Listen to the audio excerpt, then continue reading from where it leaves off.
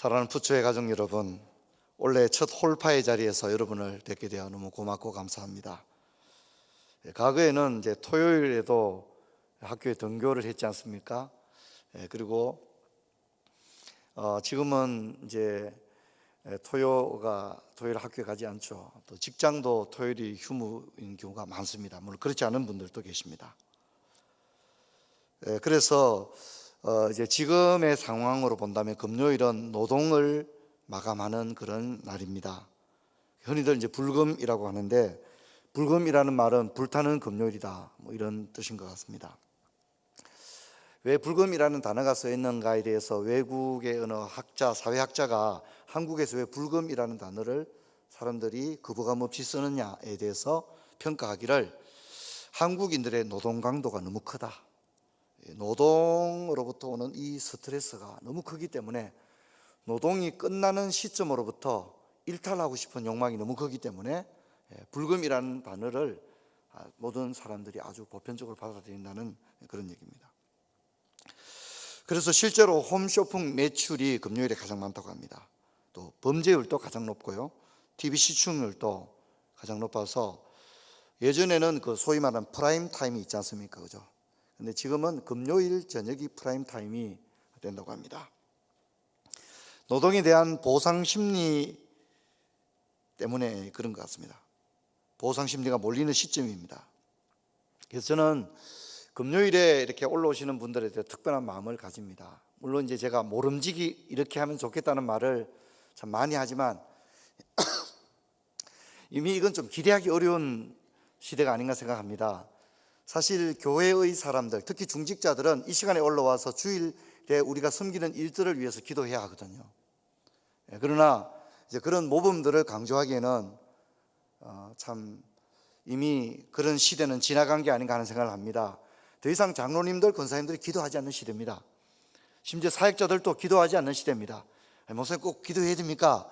그렇게 말하면 저하고 이제 굉장히 많은 깊이 있는 대화를 좀 나눌 필요가 있다고 저는 그렇게 생각됩니다. 저는 기도 없이 뭘 하려고 하는 것은 굉장한 제약이라고 생각합니다. 기도 없이 뭘 할 수 있다고 생각하는 것과 기도하지 않고 뭘 하는 것 자체가, 기도 없이 내가 뭘 하는 것, 찬양제도 마찬가지입니다. 반주하고 섬기고 지휘하고 이런 모든 다 마찬가지입니다. 여러분 이것을 잊지 마십시오. 여러분 기도 없이 우리가 뭘 할 수도 없을 뿐더러 기도 없이 아무렇지도 않게 우리가 뭔가를 계속해 나간다고 하는 것은 하나님 앞에 얼마나 위험한 일인가를 기억해야 됩니다. 그래서 사실 이 시간은 모두가 좀 쉬고 싶지 않겠습니까? 모두가 피곤하고 정말 쉬고 싶은 그런 시간임에도 불구하고 홀파에 올라오신 여러분에게 너무 고맙고 감사한 마음을 가집니다. 왜냐하면 이 시간이 하나님께 집중하기가 결코 쉽지 않은 시간이거든요. 너무 고맙고 감사하게 생각합니다. 우리는 한동안 출애굽기 20장에 머물렀습니다. 왜냐하면 십계명을 다뤘기 때문인데요, 부끄러운 얘기지만 저도 십계명을 좀 잘 몰랐다는 생각을 많이 하게 되었습니다. 이건 정말 진정한 고백입니다. 제가 십계명을 잘 몰랐구나. 그리고 최근에 저는 이제 또 하나의 굉장한 충격을 받았는데요, 제가 주기도문을 너무 모르고 있다는 걸 제가 최근에 알게 되었습니다. 주기도문을 이제 너무 좀 충격이 컸습니다. 일단 너무 창피스러웠습니다. 내가 이렇게 오랜 세월 설교를 하고 가르치고 대학 강단에서 가르치고 하고 그렇게 하면서도 내가 주기도문을 다 하는 게 아니었더라고요. 참 굉장히 부끄러웠습니다. 우리가 이제 십계명을 다루었는데 마음 같아서는 십계명만 한 10년 설교하고 싶을 정도로 십계명을 읽을 때에 또 그리고 해석을 볼 때에 제 마음에 그 전해오는 그 어떤 하나님의 나라에 대한 어떤 벅찬 감정, 이런 것들이 굉장히 컸습니다. 어쨌든 이제 십계명 이후에 우리가 20장 후반부 21, 22, 23장을 살펴보는데 이것은 십계명에 대한 보충 설명입니다. 이 보충 설명이 참 좋아요. 왜냐하면 이 보충 설명은 십계명의 가치를 더 잘 설명해 주고 있습니다. 십계명이 뭡니까? 십계명은 십계명 때문에 천국 가는 건 아닙니다. 십계명 중에 10개 중에 한계를 못 지켜서 지옥에 가고 그런 게 아닙니다. 십계명은 구원의 조건이 아닙니다. 십계명 오히려 구원의 결과입니다. 그래서 이 십계명을 애굽 땅 종되었던 곳에서 주는 게 아니라 출애굽을 하고 난 이후에 시내산에서 이들에게 주는 이유는 그런 의미 때문입니다. 저는 이제 십계명을 어떻게 설명할까? 지금까지 제가 생각해낸 가장 좋은 표현은 하나님의 백성들의 라이프 스타일이다. 저는 그렇게 설명을 했습니다. 하나님의 백성들은, 구원받은 하나님의 백성들은 이제 어떻게 살아갈 것인가, 그것을 십계명이 이야기를 해줍니다. 하나님에 대해서, 이웃에 대해서 어떻게, 어떤 태도와 어떤 마음을 가지고 살아갈 것인가, 이것을 십계명이 우리에게 얘기해 줍니다. 그런데 내가 구원받은 기쁨이 너무 큽니다. 그리고 이제 주님을 알았다고 하는 것이 너무 제게 크게 다가옵니다. 그렇다면 이제 나는 어떻게 살 것인가? 주님을 알기 이전의 삶과는 분명히 뭔가 달라야 하잖아요. 그렇죠? 주님을 만나기 이전의 삶과는 분명히 뭔가 달라야 하지 않습니까? 근데 그것을 십계명이 이야기해 줍니다. 우리가 이런 진지한 태도로 십계명을 살펴보면 정말 놀라게 됩니다. 이건 이제 제 책임도 좀 있죠. 놀랄 정도로 설교를 못했으니까 제 책임도 좀 있습니다만, 저는 적어도 이 십계명이 뭔지를 정말 알았다면 놀라야만이 정상이라고 생각합니다. 그리고 우리 입에서 이런 탄식이 흘러나와야 됩니다. 내가 지금까지 헛살았다. 내가 지금까지 믿는다고 믿었는데 도대체 나는 뭘 알고 믿었을까? 정말 이런 그 성찰이 터져나와야 정상이다, 그렇게 생각합니다. 왜냐하면 세상 어디에도 이렇게 말하는 곳이 없기 때문입니다. 지난번 살펴봤던 22장 26절만 해도 채권자가 채무자를 대하는 태도에 말하는데, 요즘은 돈을 대신 받아주는 주심을 전문화하는 곳도 있지만 돈을 빌리고 제때 갚지 못하는 사람들의 태도, 물론 고의적으로 안 갚는 사람도 있지만 정말 갚을 수 없는 사람들도 있거든요. 그런 사람들에 대해서 우리가 어떻게 해야 되느냐? 요즘 이런 말을 했다가는 정말 정신이 제대로 된 사람이냐는 말을 들을 것입니다. 옷을 전당 잡거든 해가 지기 전에 그 사람에게 돌려보내라는 말씀이거든요. 옷을 전당 잡았습니다. 그런데 어떻게 하라고요? 해가 지기 전에 그 전당 잡은 옷을 그 사람에게 돌려주라, 이 말입니다. 이 말씀은 오늘 우리가 하나님의 가슴으로부터 우리가 얼마나 멀어져 있는가를 우리에게 이야기해 줍니다. 구원받은 하나님의 백성들은 어떻게 살아갈 것인가, 이것을 생각하는 사람은 참으로 성숙된 참 구원의 사람인데, 십계명이 바로 그것을 우리에게 이야기해 줍니다. 그런데 십계명이 이야기하는 구원받은 하나님의 백성들의 삶은 한마디로 말로 경이로울 정도로 놀랍습니다. 경이로울 정도로 놀랍습니다. 여러분도 오늘 설교를 듣고 목사님 뭐 때문에 저러나 싶은 분들은 기독교 강요 십계명 해설 부분을 한번 천천히 한번 읽어보라고 그렇게 말씀드리고 싶습니다. 우리가 그 부분을 보게 되면 한마디로 상상할 수 없는 수준의 말씀을 하고 있습니다. 과연 이렇게 사는 게 가능하긴 한가? 이런 얘기를 합니다. 십계명의 정신은 결코 땅의 정신, 돈의 정신, 욕망의 정신이 결코 아닙니다. 여러분 한번 따라해봅시다. 십계명은, 우리 크게 따라해봅시다. 십계명은 하나님의 가슴에서 나왔다. 저는 그런 표현을 하고 싶어요. 십계명은 하나님의 가슴에서 나온 거예요.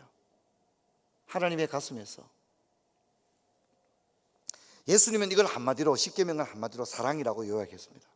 하나님 사랑하고 이웃을 사랑하는데 특히 이웃에 대해서 내 몸과 같이 사랑하라, 그렇게 말씀했습니다. 물론 하나님도 말씀만 하는 분은 아니었습니다.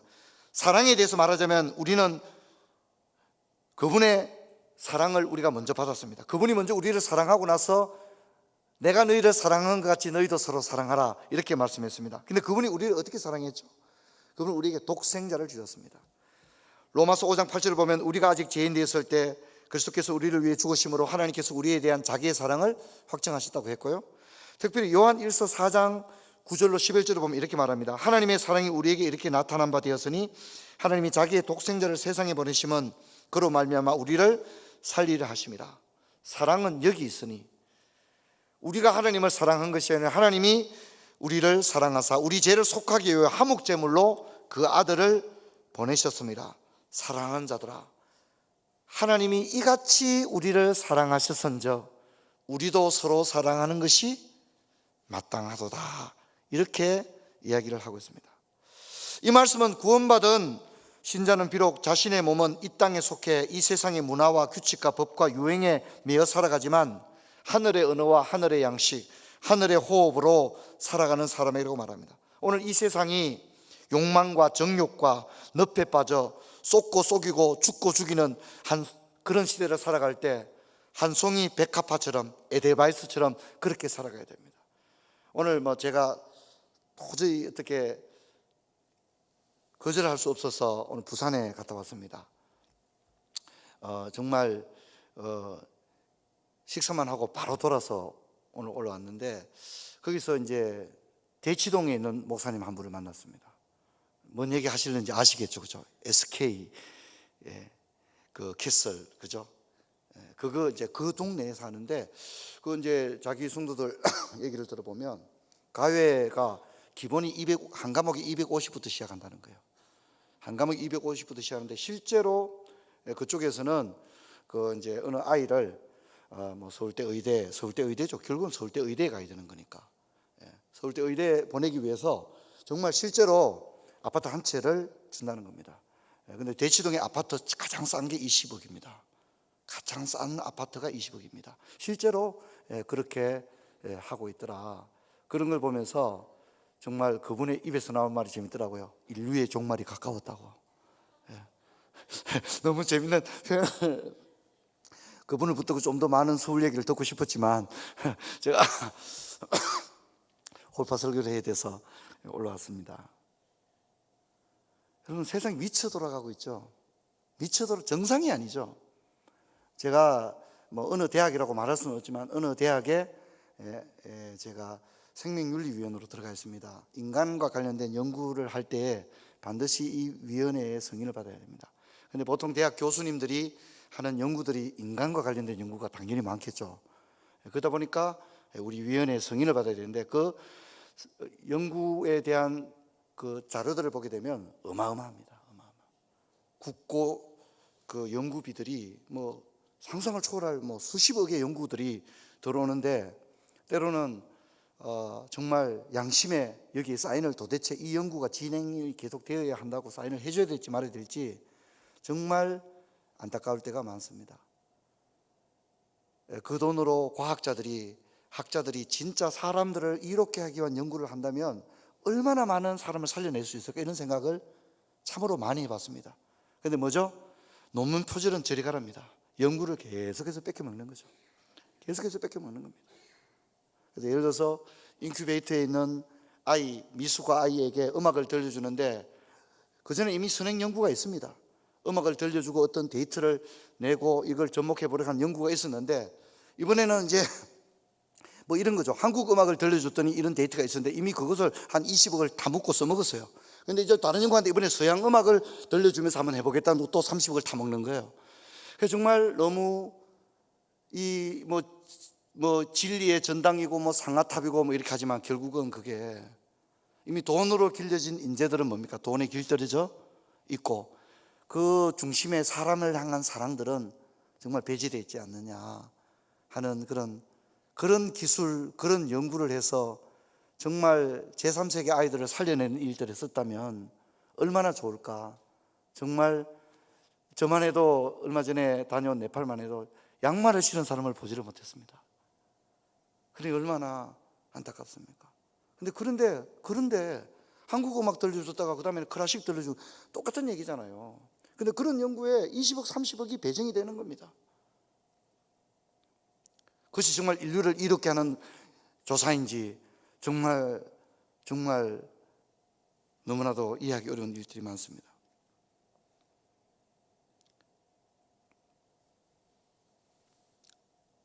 여러분, 조금 늦었습니다만 우리 23장을 함께 좀 보도록 하겠습니다. 먼저 1절부터 3절은 이런 내용입니다. 최근에 미스미디어와 인터넷이 고도화된 우리 시대에 경종을 주는 말씀입니다. 거짓 풍설과 위정에 대한 검령인데, 특히 이런 얘기를 합니다. 이건 어느 시대에 있는 게 아니겠어요? 그런데 특히 이런 얘기합니다. 악인과 연합하는 것에 대한 우려를 나타냅니다. 어떤 목적을 위해서 악인과 손을 잡지 말라는 겁니다. 악인과 손을 잡고 좋은 일을 합니까? 아닙니다. 위정을 만들어내더라는 거죠. 그런 일을 하지 말라고 이미 이야기를 하고 있습니다. 그런 일을 하지 마라. 목적을 위해서라면 악인과도 손을 잡고, 악인과 손을 잡고 어떻게 선한 일을 하겠습니까? 악인과 손을 잡고 위정을 생산해내는 일을 하지 마라. 그렇게 이야기를 합니다. 4절에서 5절을 보면 재밌는 좀 얘기죠. 하필 원수의 소유의 소가 소나 낙이나 길을 잃어버린 거예요. 근데 그러면 못 본 채 하지 말고 어떻게 해요? 그 사람에게 소나 나귀를 찾아주라. 그렇게 이야기합니다. 그 다음에 또 뭐라 합니까? 너를 미워하는 자의 나귀가 짐을 싣고 엎드러짐을 보거든. 이제 나를 굉장히 미워하는 사람의 나귀가 짐을 잔뜩 싣고 가다가 그냥 이렇게 짐이 그죠? 넘어져 버린 거예요. 그럼 어떻게 하라고요? 너는 도와서 함께 짐을 부려라. 다시 싣든지 못 본 채 하고 가지 마라. 그렇게 얘기합니다. 너무 놀라운 말씀이 아닐 수 없습니다. 오늘 분노와 보복이 일상화된 시대에, 그렇죠? 좀 시끄럽다고 층간소음 때문에 칼부림이 나는 시대 아닙니까? 얼마나 무서운지 모릅니다. 정말 큰일 나죠. 이런 시대에 우리가 4절과 5절처럼 내 원수와 나를 미워하는 자가 어려움을 처한 걸 보거든 어떻게 하라고요? 적극적으로 가서 도와주라는 겁니다. 적극적으로 가서 도와주라 그렇게 얘기합니다. 정말 이렇게 살아간다는 것은 성자나 다름이 없는 그런 일일 겁니다. 근데 그렇게 하라고 얘기합니다. 주님이 우리에게 그렇게 살아가라고 합니다. 왜요? 너희들은 하나님의 백성들이니까, 그리고 내가 그렇게 했으니까 너희도 그렇게 살아라. 하나님께서 우리를 사랑하는 것처럼 우리도 서로 사랑하는 것이 마땅하도다. 그렇게 살아갈 것을 우리에게 이야기합니다. 한번 따라 이것이 기독교다. 이것이 기독교입니다. 우리가 십계명의 정신을 제대로 알고 하나님의 백성됨으로 제대로 살아가기만 한다면 세상이 이렇게 그냥 엉망이 되지가 결코 않는다는 거죠. 그럼 살아가다 보면 정말 우리가 심령이 바닥이 날 때가 있습니다. 정서의 저수지가 거북등처럼 말라버릴 때가 있습니다. 그래서 관계의 어려움을 겪고 이렇게 사느니 죽고 싶다고 할 정도로 극도의 고통이 있을 수 있습니다. 그런데 그럴 때도 어떻게 하라고요? 사랑하라고 말합니다. 그럴 때도 사랑하라고 이야기합니다. 성경은 성숙된 사랑이란 언제나 감정을 뛰어넘는 것. 원수의 소가 길을 잃고 막 헤맵니다. 그럼 우리가 뭡니까? 야, 잘 됐다. 아유, 잘 됐다. 그럴 수 있지 않습니까? 나를 미워하는 자의 나귀가 짐을 싣고 가다가 구석에 처박혔습니다. 아이고, 잘 됐다. 그럴 수 있지 않습니까? 근데 성경은요, 그런 걸 다 뛰어넘으라고 합니다. 미워하는 감정, 원수된 감정, 속상한 감정, 섭섭한 감정, 이런 것들을 다 뛰어넘고, 감정만 뛰어넘고 끝나서는 안 됩니다. 그래, 용서해야지. 아유, 그래. 아이고, 어쩌나 저렇게 해서. 아닙니다. 그렇게 해서 끝나면 안 됩니다. 가서 어떻게 하라고요? 행동해야 합니다. 구체적으로 행동하라. 성경은 예수님께서 뭐라 했죠? 원수가 줄인 것을 보거든 어떻게 해요? 먹게 하고, 원수가 헐벗은 것을 보면 어떻게 해요? 옷을 입혀주라. 그렇게 얘기합니다. 여러분, 이것이 기독교입니다. 할렐루야. 이것이 기독교입니다. 이것이 주님입니다. 주님이 우리에게 이렇게 살라고 합니다. 이것이 십계명입니다. 너무나도 아름답고 놀라운 말씀입니다.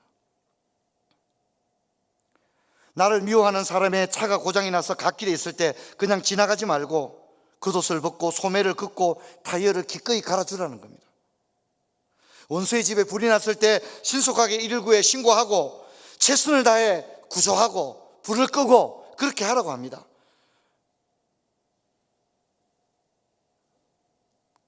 저는 제가 한번 얘기한 적이 있는데, 제가 저희 할아버지 아버지가 농사를 지었습니다. 근데 이제 저희 집이 논이 없었는데 논을 개간했습니다. 논을 개간했다는 것은 하천을 개간한 거죠. 하천을 개간하면 안 좋은 점이 뭐냐면 물이 없습니다. 물은 공동으로 쓰거든요. 마을의 수로에서 물을 공동으로 쓰는데, 저희가 이제 어렵게 하천을 불도저로 밀어서 거기에 흙을 넣고 논을 만들었습니다. 근데 문제는 물을 받지 못해서 3년 동안 논농사를 못 지었습니다. 왜냐하면 마을에서 공동 수로에서 흘러내오는 물이 충분한데 물은 마지막에 남지 않습니까? 그죠? 이 논에서 흘러넘치면 그 다음 논으로 계속 내려오잖아요. 그죠? 그래서 마지막 저희 논을 적시고도 남는데 마을 사람들이 물을 어떻게 해요? 안 주는 거죠. 우리 논에는 물을 안 주고 마지막에 수로의 물을 우리 논에 넣어주면 좋은데 그 물을 어떻게 해요? 그냥 흘러보내버리고 우리 논에 물을 주지 않는 거예요. 저는 아버지가 이제 간정은 이제 우물, 농업용 우물 간정이라고 하죠. 간정을 팔 때 제가 막내니까 언제나 아버지 따라갔습니다. 아버지 따라가는데 아버지는 동네 사람들이 물을 안 주니까 관정에서 물을 퍼서 뭘 하시려고? 농사를 지으시려고 했지만 문제는 물이 안 나오는 겁니다. 다 깊이 봤습니다. 아버지는 저 밑에 가서 계속해서 벌리시고, 그런데 저보고 저는 걱정이 되죠. 어떤 아버지 소리가 안 들립니다. 그러면 제가 아버지 부릅니다. 그러면 제 이름이 종백이거든요. 제 이름이 종백인지 모르는 분들은 최근에 등록한 분들입니다. 종백아, 아버지 잘 있다. 그리고 그렇게 했지만 몇 년을 노력했지만 우리는 물을 얻지 못했기 때문에 농사를 짓지 못했습니다. 아버지가 너무 저 어린 저를 손을 잡고 논에서 우리 집까지 꽤 먼 거리인데 걸어가면서 내년에는 양수기를 더 큰 양수기를 가져와서 한번 퍼봐야 되겠다. 언제나 그런 얘기 하시던 생각이 굉장히 많이 납니다. 농촌에는 지금은 뭐 좀 그렇지 않지만 물이 없으면 모내기를 못 하거든요. 물이 없으면 모내기를 못 하는 거거든요. 그런데 물이 없을 때 내 논에 물을 먼저 대는 게 아니라 어떻게 해요? 원수의 논에 먼저 물을 대줄 수 있는 그런 것. 성경은 그런 사람이에요. 이미 이렇게 살아간다면, 우리가 이렇게 빵을 굽고 아이들에게 피아노를 갖추고 커피를 내린다면 이미 거기는 하나님의 나라입니다. 할렐루야. 선교사, 목사, 장로 이런 거 필요 없습니다. 이미 하늘의 백성입니다. 하늘을 살아가는 사람들입니다. 저와 여러분도 그렇게 살기를 주의 이름 축원합니다. 할렐루야. 그렇게 오늘 십계명이 우리에게 그런 얘기를 합니다. 9절을 보면 마지막으로 이방 나그네를 압제하지 마라. 그래, 외국인을 압제하지 마라는 거죠. 외국인에게 고통스럽게 하지 마라 이렇게 얘기합니다. 그리고 그 이유를 뭐라 합니까? 너도 한때는 외국인이었다. 너희들도 애굽에 살 때는 외국인이었다. 그래서 너희들이 얼마나 근로기준법에 미치지 못하는 부당한 처우를 받은 걸 너희들 알고 있죠. 너희들도 한때는 종이었다. 너희들도 한때는 노예였다. 너희들도 한때는 나그네였다. 너희들도 한때는 남의 나라에서 국권을 잃어버리고 인간으로서의 최소한의 존엄성도 인정받지 못한 채 짐승처럼 부려먹는 그런 끝없는 학대와 학정과 노동의 삶을 살았던 너희들도 한때는 그렇지 않았느냐. 그러니 너희들도 한때 그랬으니까 동일한 저 외국인들에 대하여 압제하지 마라. 오늘 성경이 그렇게 얘기합니다. 사랑하는 성도 여러분, 우리가 고린도전서를 보면 뭐라 합니까? 천사의 말을 하는 사람도 사랑이 없으면 울리는 꽹과리가 된다고 합니다. 내 몸을 불사르게 내어줄지라도 사랑이 없으면 아무것도 아니라고 얘기합니다. 물론 참 어렵습니다. 저 역시도 이렇게 하나님 말씀 강론하지만 좀 이렇게 산다는 것이 얼마나 어렵다는 것 저도 여러분도 잘 압니다. 하지만 사랑하는 성도 여러분, 우리가 이렇게 산들 세상에 누가 알아주겠습니까? 하지만 하나님은 은밀한 중에 보고 계실 줄 믿습니다. 그렇게 살아가는 저와 여러분 되기를 주의 이름으로 축원합니다. 2019년도로 살아갈 때 다른 거 뭐 대단한 거 생각하지 마시고 오늘 이 십계명의 정신 어렵지 않습니다. 오늘 읽은 본문은 하나도 어렵지 않아요. 그렇죠? 원수의 소나 나귀를 잃어버린 거 있거든 찾아주라. 미워하는 자의 나귀가 짐을 싣고 가다가 널브러진 걸 보면 그냥 가지 말고 도와주라, 그렇게 얘기합니다. 여러분, 그것이 하나님의 나라고 그것이 하늘 백성들의 삶인 줄로 믿습니다. 우리가 이것을 잊지 마십시다. 제가 그 십계명 얘기했는데 참 부끄러운 게요, 우리는 뭐라고 기도하죠? 일용할 양식을 달라고 기도하는데 그때 주어가 뭡니까? 우리에게 일용할 양식을 달라고 기도하는 거예요. 여기서 우리는 뭡니까? 나의 일용할 양식을 달라고 기도하는 게, 나의 일용할 양식은 충분해요. 하지만 주기도는 그걸 넘어서요. 나의 일용할 양식이 아니라 뭐요? 우리의 일용할 양식을 달라는 거예요. 하나님 앞에 우리의 일용할 양식을 달라는 건 뭡니까?